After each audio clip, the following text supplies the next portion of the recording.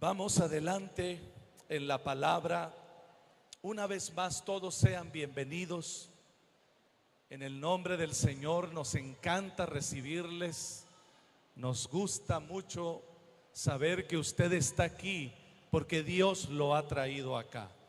Hay otros lugares muy lindos y muy hermosos, muy especiales, donde usted puede recibir la palabra de Dios en esta ciudad. Pero qué bueno que Dios lo ha traído acá. Sin duda alguna, el Señor tiene un propósito muy especial para cada uno de ustedes. Así que qué bueno recibirles a todos, amigos que nos visitan. Bienvenidos una vez más. Vamos a ir a la palabra de Dios, a la Biblia, y vamos a leer el libro de Marcos capítulo 16. Evangelio de Marcos capítulo 16. Marcos 16, 15 y 16, por favor. Marcos 16, 15 y 16. Quiero que juntos estudiemos, reflexionemos, meditemos con atención acerca de este tema tan fascinante del Evangelio, el poder del Evangelio. ¿Qué es el Evangelio? ¿Qué mensaje contiene el Evangelio de Jesucristo? Y dice el Señor Jesús, Marcos 16, 15, y les dijo a los discípulos: id por todo el mundo y predicad el Evangelio a toda criatura. Vayan a todas las naciones, vayan a todos los rincones del mundo, vayan a todas las tribus, vayan a todos los lugares geográficos, a todas las etnias, a todo lugar de este mundo, y prediquen, anuncien, proclamen, compartan el Evangelio a toda persona. Diga conmigo, a toda persona, a toda criatura. Aquel que crea y fuere bautizado ciertamente será salvo, mas aquel que no crea, aquel que rechace el Evangelio, será condenado. También lo dijo el Señor en Mateo 28, 19: vayan y hagan discípulos a todas las naciones, a todo el mundo, a todas las etnias. Bautícenlos en el nombre del Padre y del Hijo y del Espíritu Santo. Enséñenle que guarden, que cumplan, que pongan en práctica todas las cosas que yo les he mandado, dice Jesús. Y tengan por seguro que yo estoy con ustedes todos los días hasta el fin del mundo. Amén. Gracias por tu palabra, Señor. Gracias, Espíritu Santo, porque estás aquí ya preparando los corazones de tus hijos y de tus hijas. Gracias, Padre Celestial, porque tu amor cubre esta sala. Tus brazos de amor, Señor, rodean a cada persona en este lugar. Señor Jesucristo, te pedimos que te reveles a cada vida en esta mañana, en el nombre de Jesús. Amén. El Evangelio, mi querido hermano y amigo, esa palabra que hemos escuchado, que se ha hecho tan común dentro de la iglesia, incluso fuera de la iglesia, que es el Evangelio, entendemos como una definición común, inmediata, que el Evangelio son buenas noticias, y que el Evangelio es un mensaje que se nos ha sido entregado, se nos ha encomendado de parte del Señor Jesús a todos los creyentes, a sus discípulos, aquellos que lo seguimos. Somos portadores de una noticia, somos portadores de una buena noticia, de un mensaje.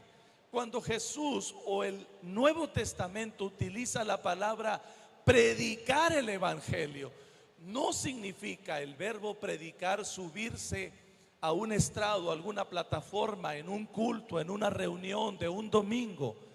no significa solamente hacerlo desde un lugar como este.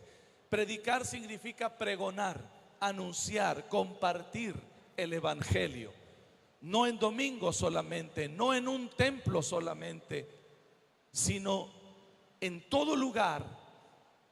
Todos los creyentes, todos los discípulos, todos los que hemos creído en Jesucristo, tenemos el privilegio y la responsabilidad de compartir, de predicar el evangelio a toda persona, en todo lugar, toda tribu, lengua y nación.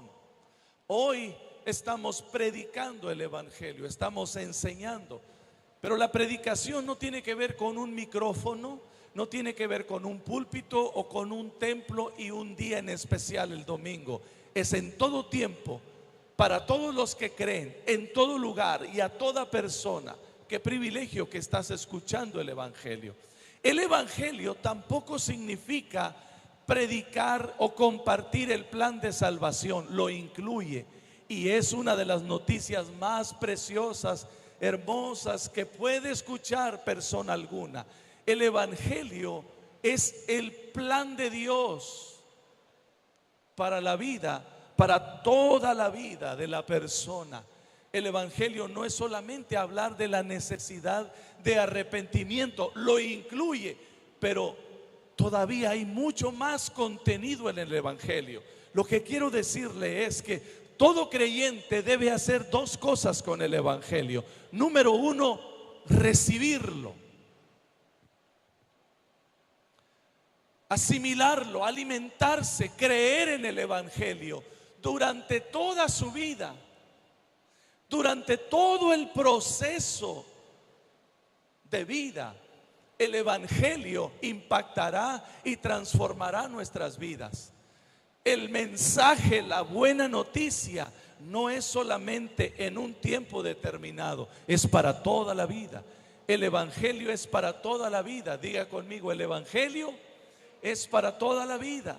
Las buenas noticias, la palabra, el mensaje de Dios contenido en este libro, el plan de Dios revelado, es para mí y es para toda la vida.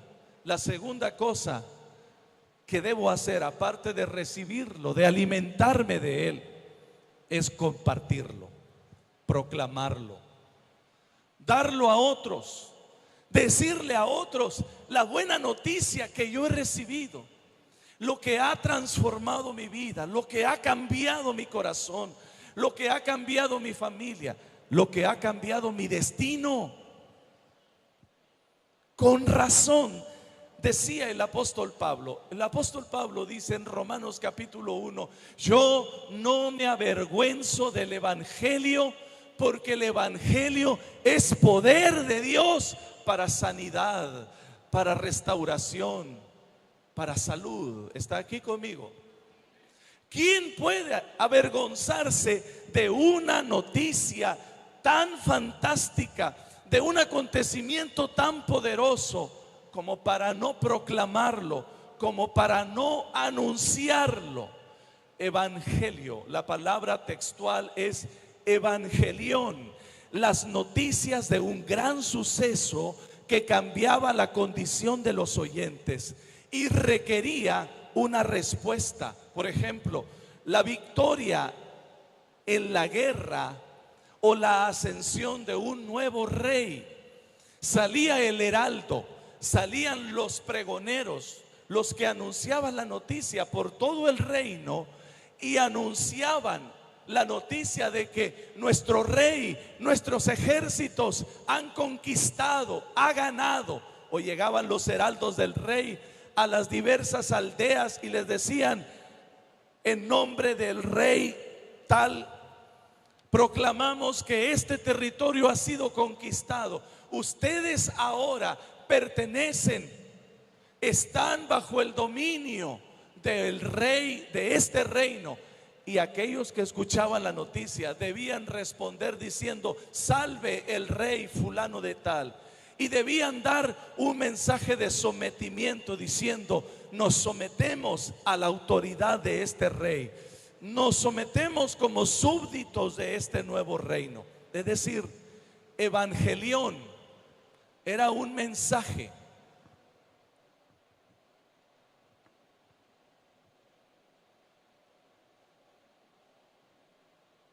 Evangelión era un mensaje que requería la respuesta. Requería la respuesta de quienes escuchaban aquella noticia. El Evangelio sigue requiriendo la respuesta de todos nosotros, de ti y de mí. El Evangelio de Jesucristo sigue requiriendo que nosotros respondamos a cada palabra, a cada entrega, a cada mensaje que recibimos de parte de Dios. Pablo dice: no, ¿cómo me voy a avergonzar del Evangelio? Si el Evangelio es poder, el Evangelio es potencia, el Evangelio es un acontecimiento tan cargado de influencia, tan cargado de gloria. ¿Quién se puede avergonzar? Bueno, hoy en día vivimos en una generación y en una cultura cristiana.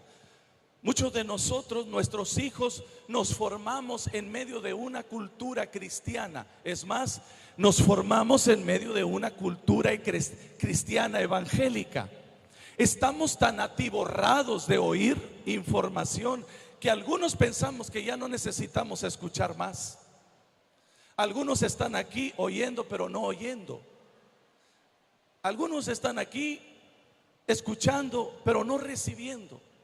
Estamos tan cargados, tan atiborrados de oír, o la costumbre de asistir a la iglesia y escuchar la predicación. Ahora sí me llamó la atención, mañana no, ahora sí está divertido. Si el pastor contó un chiste, pongo atención. Si contó una historia, le pongo la atención. Y si no, me distraigo, platico con otros. Estamos tan atiborrados de información acerca del Evangelio que algunas veces la evadimos o la pasamos por alto. Pero no siempre ha sido así, y no es para todas las personas. Para la persona que ha vivido en cautividad, en depresión, la persona que ha vivido apartada de Dios, alejada del Señor, con luchas, con devastación en su vida, cuando viene a Cristo, cuando viene al Señor, como muchos de los que están aquí, cada palabra que se expone, que escucha en la radio, que lee en la Biblia, tiene peso, tiene significado. Lo absorbe, lo asimila, se alimenta con él. Qué precioso es ver a personas que se alimentan con la palabra. Que aunque pase el tiempo o pasen los días, la palabra de Dios, el Evangelio, no deja de ser relevante. Pero para muchos de nosotros, para muchos de nuestros hijos, muchos solo escuchan un zumbido así,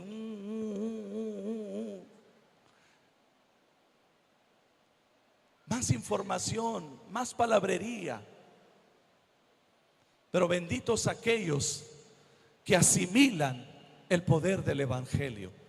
Benditos somos nosotros si siempre nuestros oídos, amados, nuestros oídos espirituales están abiertos. ¿Qué Dios quiere decirme ahora a través del Evangelio? ¿Qué Dios quiere hablarme ahora a través del Evangelio? ¿Qué cosa nueva puedo descubrir? ¿Qué cosa nueva puedo aplicar en mi vida? ¿Qué principio espiritual puedo aplicar a mi vida para que mi vida sea transformada, para caminar, para avanzar, para crecer? ¿Está aquí conmigo?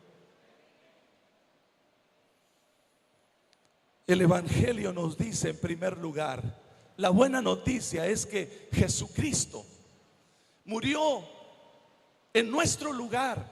Tú y yo merecíamos ser separados de Dios a causa del pecado. No había ni hay justicia en ti y en mí para ganarnos la salvación. No merecíamos la salvación. No había forma de que pudiéramos ser justificados o declarados justos por nuestro propio esfuerzo, por nuestro propio desempeño. Jesucristo murió en la cruz tomó tu lugar y tomó mi lugar, se ofreció como propiciación por nuestros pecados. Y Él entregó su vida pagando el precio de ti y de mí que merecíamos morir. Él murió en la cruz. Él era perfecto, puro, sin pecado. El Padre ofreció la vida de su Hijo. Jesús, el Hijo de Dios, se ofreció para tomar tu lugar y mi lugar. Piensa por un momento. La cruz, donde Jesús murió con clavos en sus manos, en sus pies, y la corona de espinas, ese cruento sacrificio lo merecíamos tú y yo. Ahí debíamos estar tú y yo. Pero Jesús pagó ese precio. Él consumó la redención a través del sacrificio. Y la sangre que fue derramada cubrió tu pecado y mi pecado. La justicia de Dios fue imputada a nosotros. Cuando el Padre nos mira a todos aquellos que hemos creído en Jesucristo como nuestro Señor, nuestro justificador, como nuestra justicia, cuando el Padre te mira, Él mira la justicia de Cristo sobre ti. Él ya no mira a una persona alejada. Él ya no mira a un hombre y a una mujer que transgredió sus mandamientos y merece la muerte. Él mira la justicia de Cristo sobre ti, sobre ti, sobre mí. Y cuando Él mira esa justicia de Cristo, nos mira como hijos amados, perfectos, dignos de ser amados, dignos de depositar la gloria, su gloria sobre nosotros. Oh, dice el apóstol Juan, qué gloria aquella de ser llamados hijos de Dios, siendo ajenos, no mereciendo su justicia. Qué potestad, qué privilegio más grande hemos recibido, la de ser llamados hijos de Dios. Jesús venció el pecado, venció la muerte en la cruz del Calvario, resucitó al tercer día y se sentó a la diestra del Padre, donde dice la palabra, desde ahí ejerce todo poder y toda autoridad. Escúchelo una vez más. Él no se quedó en la tumba. La palabra de Dios dice que al tercer día el Espíritu de Dios le resucitó y le levantó de entre los muertos. Se levantó y fue ascendido al cielo, y desde la diestra del Padre, a la diestra del Padre, intercede por ti y por mí. Esa es parte del gran suceso, de la gran noticia.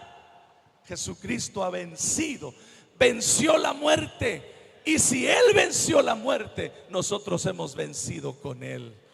Hoy escudriñábamos con el grupo de algunos hermanos que están preparando para bautizarse, y escudriñábamos Romanos capítulo 6, donde empieza diciendo el apóstol Pablo, entonces dice, porque el capítulo 5 de Romanos habla del poder de la justificación por la fe, lo que les hablaba ahorita, que el Padre solamente nos ve a sus hijos redimidos y justificados. Entonces dice Pablo en el capítulo 6, entonces ¿qué?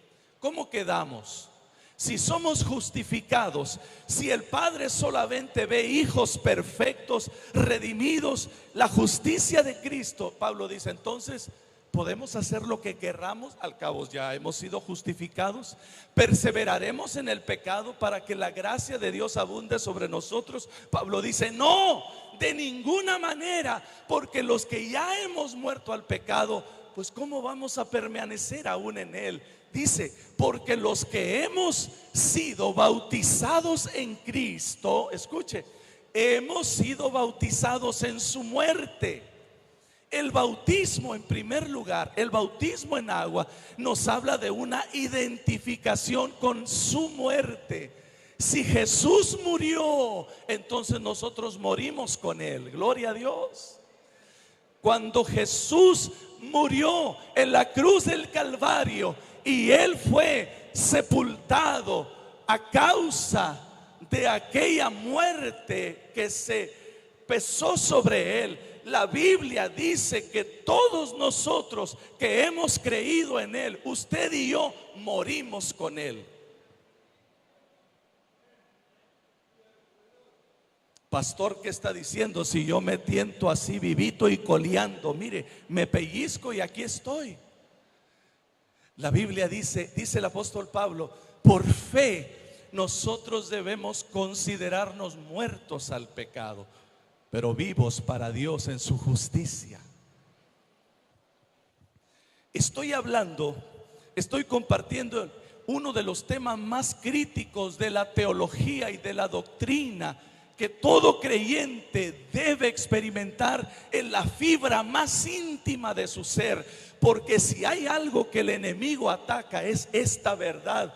Él vendrá una y otra vez diciendo: eres culpable.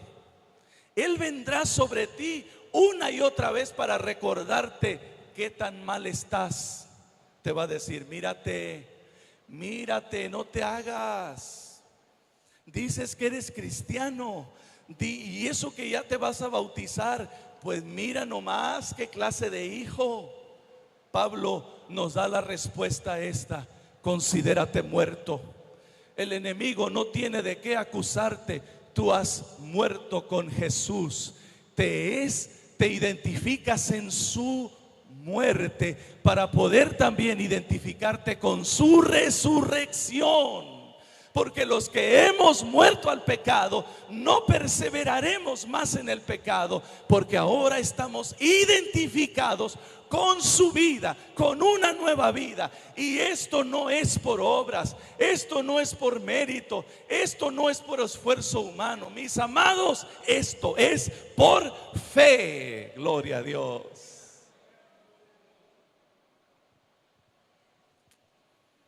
Tenemos que combatir esa terrible orientación al rendimiento humano que prevalece en nosotros, a querer yo echarle ganas con mis propias fuerzas. No te subas al ring a pelear con el enemigo en esa área. No pretendas vencer en la vida cristiana con tus propias fuerzas, porque vas a ser derrotado. Tú has muerto con Jesús, y de igual manera el que vivificó, el que levantó de los muertos a Jesús, dice Pablo en Romanos 6, vivificará también vuestros cuerpos mortales. El mismo que levantó a Jesús de los muertos también te vivifica a ti y a mí, cuando nosotros nos disponemos a pelear esta batalla por la fe en Jesús.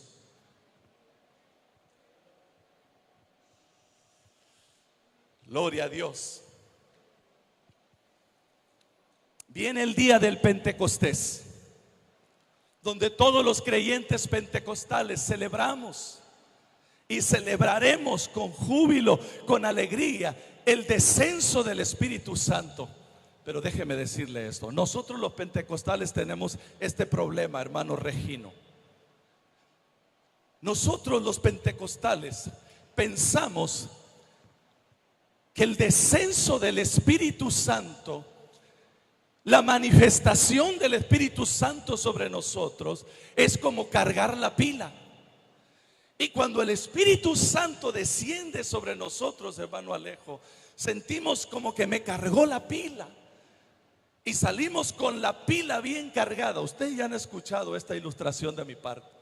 Oh, el Espíritu Santo me llenó, hermano, me cargó, y nos sentimos con la pila hasta el tope, ¿no es cierto? Y gloria a Dios por eso. Oh, no dejaremos de invocar y de experimentar esa llenura, esa plenitud del Espíritu Santo. Pero el Espíritu Santo no quiere cargarte la pila. El Espíritu Santo quiere enchufarte a Dios. No eres de corriente alterna, eres de corriente directa. No eres wireless o cordless, eres de cable, mi hermano. Separados de mí nada podéis hacer. Dios y el Espíritu de Dios no quiere cargarnos la pila, quiere conectarnos a Dios y que nos mantengamos adheridos a Cristo todo el tiempo de nuestra vida. De eso se trata la victoria. Separados de mí nada podéis hacer. Entonces los pentecostales pensamos que el Espíritu Santo viene, no todos, ¿verdad? Algunos pentecostales, viene y nos carga la pila y entonces decimos, ahora sí, le voy a echar ganas. Ahora sí, le voy a echar ganas. Y decimos, de aquí hasta allá van a ver la que me voy a aventar. Y decimos, ahora sí. Entonces, cuando se consuma una victoria, cuando Dios consuma una victoria a través de nosotros, decimos, si yo oré mucho, me costó. Si yo ayuné, así debe de ser. Pero entonces viene la otra etapa, donde ya no te sientes con la pila hasta arriba. Y entonces la victoria como que ya no es la misma. Y llegas a creer que la victoria depende de tu desempeño, de lo mucho que oras o de lo mucho que ayunas. Y claro que hay que ayunar, y claro que hay que orar, y claro que hay que esforzarnos para vivir una vida íntegra. Pero la victoria no depende del esfuerzo espiritual que hagas. La victoria depende de en dónde estás parado, posicionado, en dónde radica tu fe, en dónde está arraigada tu fe, mi hermano, en dónde están tus ojos de fe, en quién has depositado tu confianza absoluta. ¿Es en el Señor o es en la oración? Pastor, ¿qué es lo que está diciendo? Pueden ser dos cosas distintas. Usted y yo tenemos que orar. Usted y yo tenemos que clamar. Usted y yo tenemos que ayunar mucho más de lo que estamos haciendo hasta ahorita. Pero no pongas tu confianza en lo que haces para Dios, porque ahí el enemigo te va a derrotar. Los que afirmamos nuestra vida en Jesús, los que nos tomamos del Espíritu Santo, los que le tomamos la mano al Espíritu de Dios y afirmamos nuestra vida en Jesús, son aquellos que vamos a tener deseo de orar, deseo de ayunar. Va a ser un deleite estar con el Señor. Va a ser un deleite estar conectados, enchufados a su presencia. Sea que estés en casa, estés en el trabajo, vayas manejando, estés dormido o estés despierto, estás conectado. Y ahí está tu victoria. Aleluya. Sea que lo sientas o no lo sientas, sea que estés consciente de lo que Dios está haciendo o no estés consciente, tú estás viviendo en victoria. Gloria a Dios. Porque has muerto con Cristo, te has identificado con su muerte y has resucitado con Cristo a una nueva vida. Alguien diga gloria a Dios y dé un aplauso a Jesucristo por la victoria. Aleluya. Gloria a Dios. Cristo Jesús. Cristo Jesús conquistó el dominio de Satanás sobre la humanidad. Como hombre se sometió a Dios en obediencia absoluta. Fue tentado en todo, pero no cometió pecado, dice la Escritura. Siendo hombre perfectamente santo y justo, pudo presentarse a Dios como sacrificio perfecto para expiar nuestros pecados. Ahí reside nuestra victoria. Jesús y su humanidad perfecta es el ancla de nuestra victoria. Cuando el enemigo te señale y te apunta y te diga, tú fallaste, tú dile, ahí arréglatelas con Jesús. Él es mi justicia, Él es mi victoria, Él es mi ejemplo, Él es mi motivación. Aleluya. Por eso Pablo le dice a los filipenses, haya en ustedes, mis hermanos, el mismo sentir que hubo también en Cristo Jesús, el cual, siendo Dios, siendo Dios, no estimó el ser igual a Dios como algo a que aferrarse. Es que, hermano, yo, ¿cómo me voy a humillar si ya yo estoy acá, hermano? Es que usted habla de arrepentirse. Pastor, yo ya me arrepentí. ¿Cómo debo arrepentirme otra vez? Porque el Evangelio nos demanda diariamente, nos confronta, perdón. El Evangelio nos confronta diariamente y casi diariamente tenemos que arrepentirnos de algo.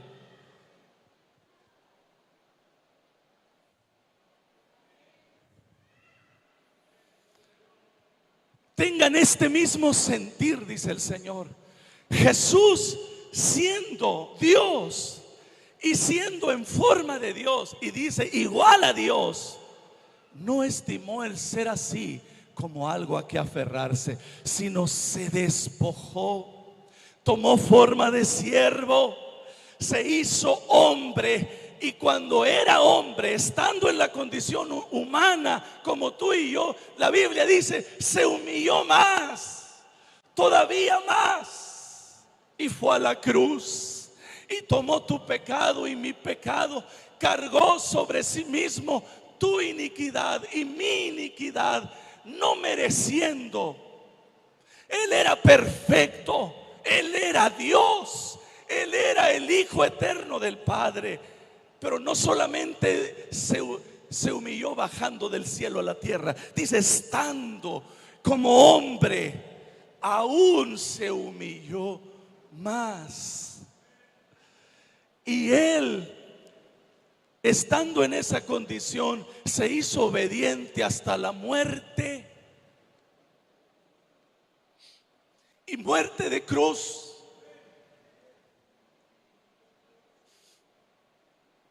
No había un lugar más bajo donde Él pudiera humillarse.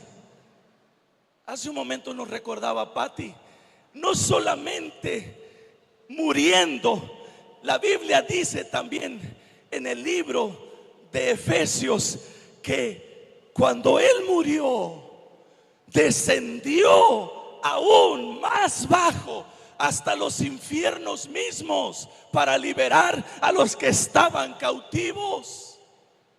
Vea ese proceso de humillarse más y más y más. Y esta palabra comienza diciéndonos, haya, amados, en ustedes este mismo sentir. Y uno se pregunta, ¿de qué hablas, Pablo?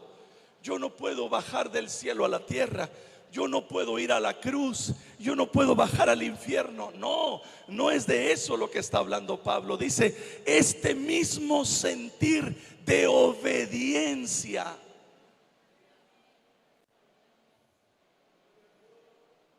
Jesús no lo hizo porque sintiera, lo hizo porque era necesario hacerlo. Él obedeció. Amados, habrá innumerables ocasiones en que yo no sienta hacer algo, pero debo hacerlo. Es que no siento perdonarlo, pastor. Lo que quiero es colgarlo del palo más alto. No siento bendecirla. Lo que quiero es orar, Señor, manténla en tu santa parrilla, fuego lento.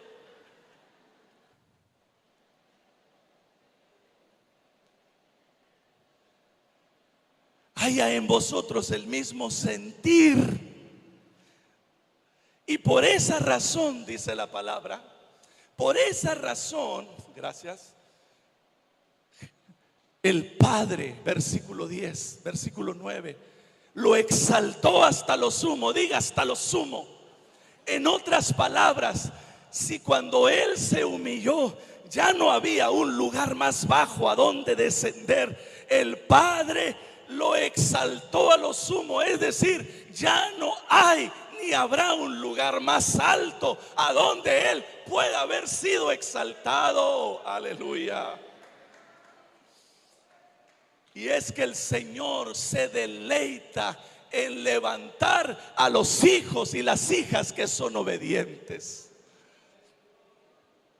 Cuando tú eres obediente, dices: no, Señor, yo soy un pobre venadito que habitó en la serranía.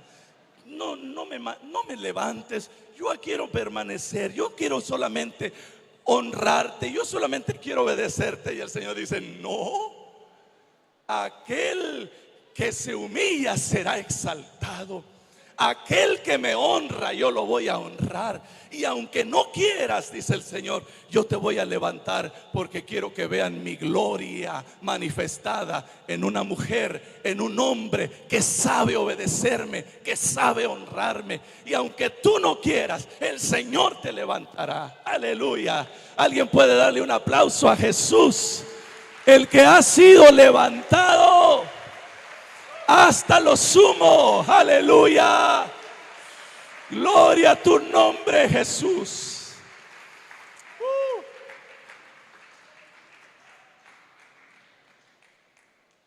Amados, el evangelio es poder. Dile a la persona que está a tu lado: el evangelio es poder.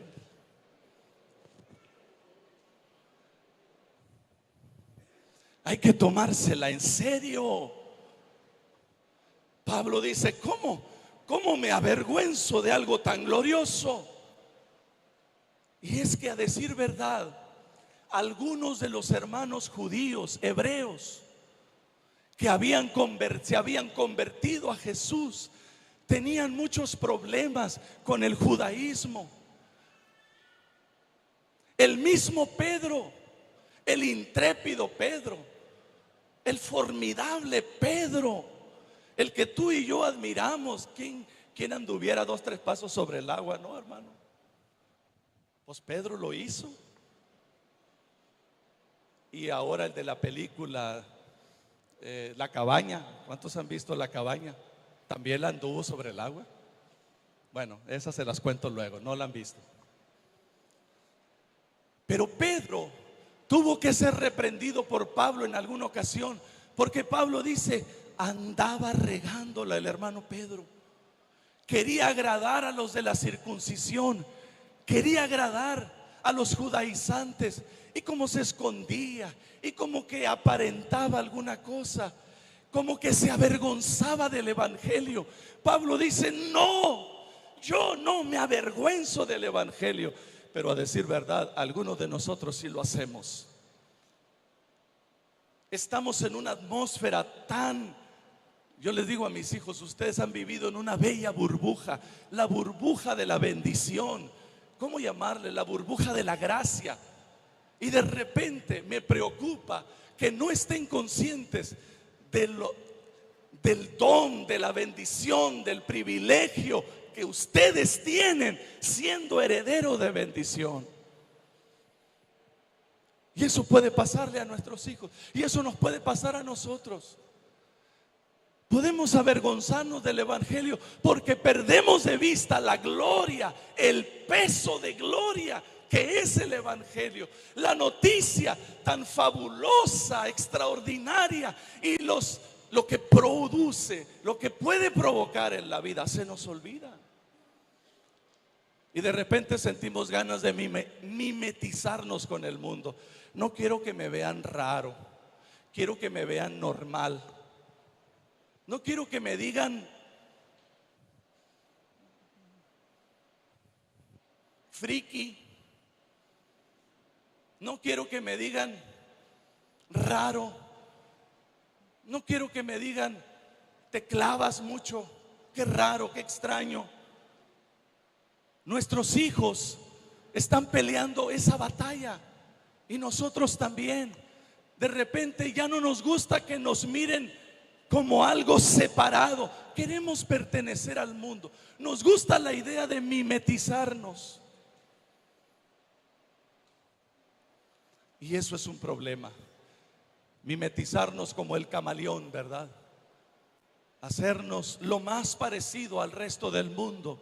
Estamos en el mundo, tenemos que ganar a este mundo, tenemos que brillar en medio de las tinieblas. Y mis amados, muchas de las cosas que hacemos tienen que ser muy diferentes a las que hace este mundo. El mundo tiene que ver que somos diferentes. No trates de mimetizarte, moldearte. Dice Romanos capítulo 12 versículo 1: no te amoldes a este mundo, renuévate constantemente, porque el evangelio es poder de Dios para renovarnos, para apasionarnos. Y lo que realmente necesitamos muchos de nosotros es mayor pasión ardiendo en nuestros corazones, porque cuando el mundo se acerca, te canta el canto de las sirenas al oído, te deleita, te gusta lo que hace, te gusta lo que mira, es que el fuego ha dejado de arder en el corazón. La pasión ya no es la misma. Por eso debemos volver al Pentecostés. Debemos volver donde la llama arde. Debemos volver ahí a la presencia del Señor para tener el mismo sentir que hubo en Cristo Jesús. Podré yo ostentar lugares, títulos, privilegios, experiencia. Podré yo asumir que llegué a cierto nivel. Pues la Biblia dice, hermano, hay en vosotros el mismo sentir, para que el Espíritu de Dios te vivifique, para que el poder del evangelio te renueve. Hay que bajarle más de 2 o 3 rayitas. Aleluya, se están gozando.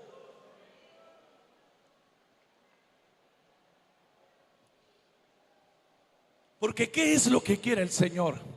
Quiere levantarte para hacer influencia.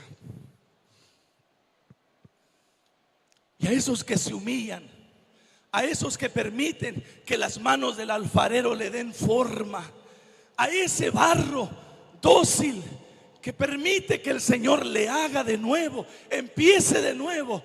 Cuando esa vasija ha terminado su proceso, el alfarero la va a poner en un lugar visible, para que todos vean la obra del alfarero.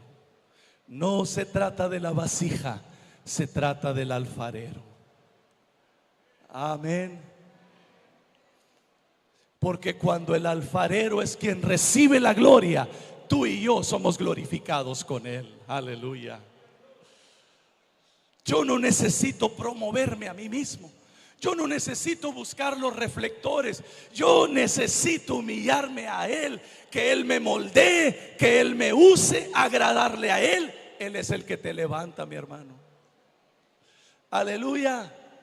Él es el que te proyecta, Él es el que te promueve, Él es el que te pone en lugares estratégicos para ser de influencia, luz en esta oscuridad. Aquí vamos terminando ya. Diga gloria a Dios. Aleluya. El evangelio nos habla de una victoria consumada. La victoria está consumada. Yo no necesito esforzarme en mis fuerzas. Hermano, hay que echarle ganas. Ay, sabes, santos, yo estoy cansado de escuchar toda mi vida esa expresión y ver tanta derrota en el pueblo de Dios. Me bajo para acá porque acá está más fresco. Yo no sé usted, pero yo estoy enfermo de escuchar esta expresión. No, hermano, ahora sí hay que echarle ganas. Todos lo decimos, yo la digo muchas veces. Pero la verdad es que no se trata de echarle ganas. En el sentido literal, si tú le echas ganas en tus fuerzas, está asegurada la derrota. Hay poder en Cristo. Pastor, ¿qué es lo que está diciendo? Sí, porque la victoria ya fue consumada. Porque tú no necesitas usar tus fuerzas. Tú no deberías usar tus fuerzas. Yo no debería confiar en mis recursos. Usted no debería echarle de sus ganas, porque sus ganas se acaban. Se le acaba la gasolina y al rato ya no tiene gasolina. Ahora sí pusieron atención, ¿verdad? Se agota el combustible del alma. No es con ejército, no es con fuerza, no es con espada de hombre, no es con las ganas humanas. El Señor dice, es con mi espíritu. Aleluya. Es con mi espíritu, dice el Señor. Es con mi espíritu. Aleluya. Vamos, dale gloria, dale gloria. Es con mi espíritu. Señor, necesitamos de tu espíritu. Aleluya.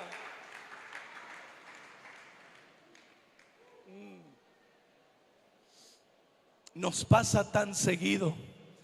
Es tan fácil echar mano de nuestras fuerzas.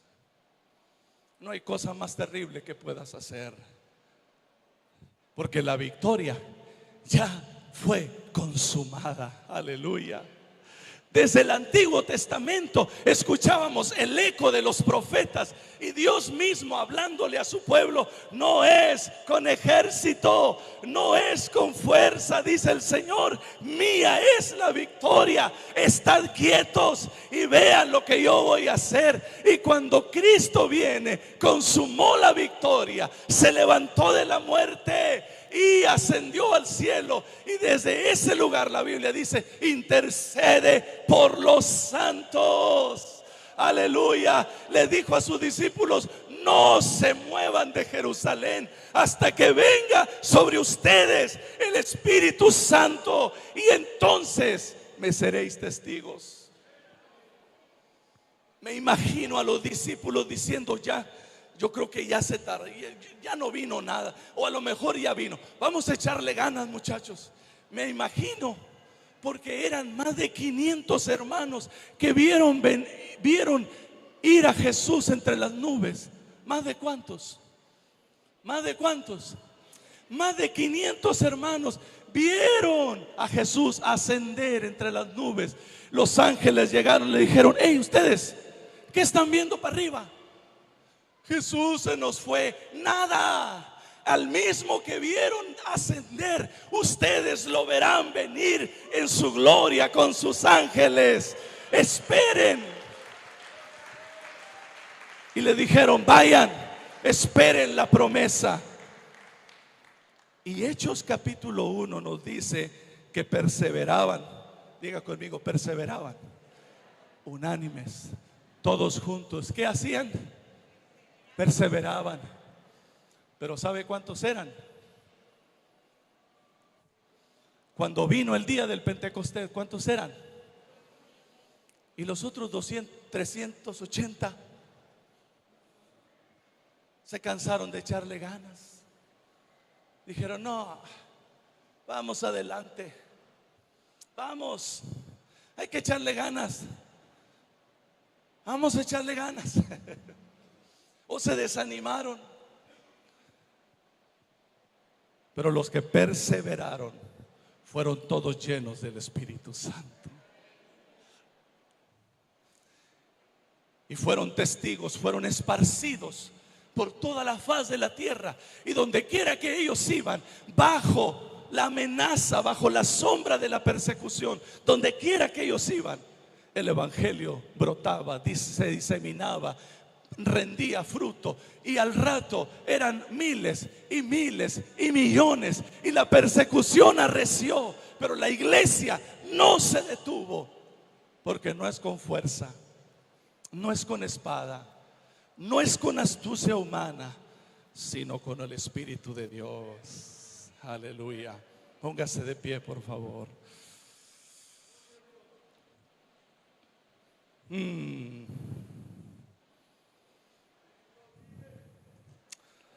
Oh, gracias, Padre. Marcos 16, donde leímos, más abajo dice 17: y estas señales seguirán a los que creen en mi nombre.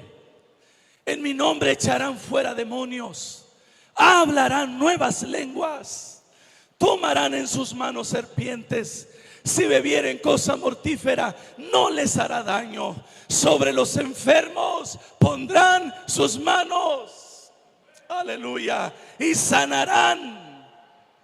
Y el Señor, después que les habló, fue recibido arriba en el cielo y se sentó a la diestra de Dios. Versículo 20: y ellos, saliendo, predicaron en todas partes, ayudándoles el Señor y confirmando la palabra con las señales que le seguían. Iglesia preciosa, es tiempo de ver las señales siguiendo a los hijos de Dios. No es con fuerza, no es con humana capacidad, es por la obra sobrenatural del Espíritu de Dios. Oh Señor, todos aquellos que anhelan el Espíritu de Dios, todos aquellos que anhelan el poder del Espíritu de Dios, ¿por qué no pasas aquí? Vamos a estar un tiempo aquí en la presencia del Señor. Todos aquellos que dicen: sí, Señor, no es con mi